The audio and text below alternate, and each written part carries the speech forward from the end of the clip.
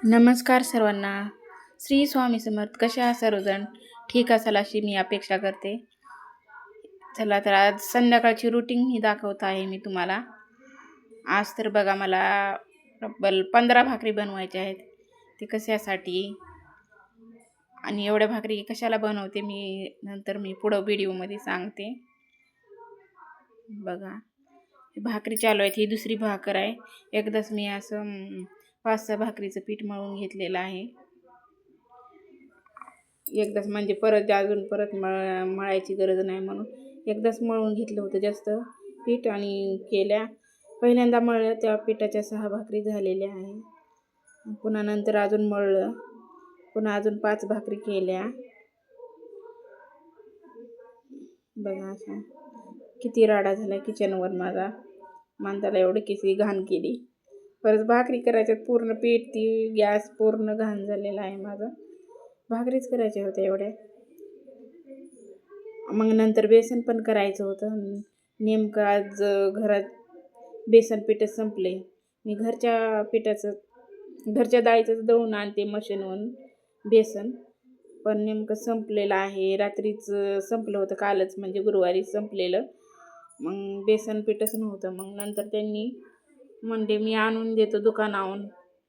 त्या अगोदर म्हणले तू कुठून आणती? मी म्हणलं मी नाही कुठून आणत, मी घरच्या डाळीचं दळून आणते म्हणलं बेसन पीठ. मी नाही म्हणलं बाहेरचं दुकानचं आणत. तर म्हणले कधी देतील का दळून? मी म्हणलं नाही एवढ्या लवकर आता लगेच कोण देणार आहे दळून म्हणलं. गिरणीत गर्दी असल्यानंतर देत नाहीत म्हणलं दळून. मग म्हणले दुकानाहून आणून देतो मी अर्धा किलो. म्हणलं बरं ठीक आहे आणा. मग तोपर्यंत भाकरी केल्या. मग बेसन पीठ चाळायला लावलं होतं मुलीला. बेसन पीठ चाळलं त्यांनी दोघींनी, थोडं दोघींनी चाळलं. मग नंतर हे काय कढई ठेवली, तेल टाकले, त्यात जिरे मोहरी टाकली, ही कांदा टोमॅटो आणि लसूण कुटून घेतलेला आहे. आणि एवढ्या भाकरी आहेत, एवढ्या द्यायच्या होत्या, 10 भाकरी द्यायच्या होत्या बाहेर. ते कशासाठी त्यांनी बहीण मानलेली आहे ना मिस्टरांनी.